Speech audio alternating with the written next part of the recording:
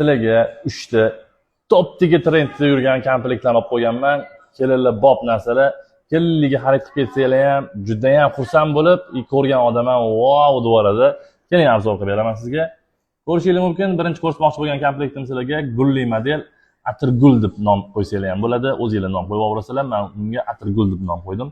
Xo'p, buni grammi 663 grammda, dollarda 676 dollar bo'ladi. So'mda 8 million 250 ming so'mga xarid qilib ketsanglar bo'ladi. Buni agar alohida olmoqchi bo'lsanglar ham alohida qilib beramiz. Ikkinchi ko'rsatmoqchi bo'lgan modelim Van Cleef brendiga tegishli gulli qilib ishlangan ishlanishlarga o'zi bitta e'tibor berasizlar. Bunaqa modelni hamma yoqda ham ko'rurmaysizlar. Buni grammi 716 vesda 730 dollarda bo'ladi.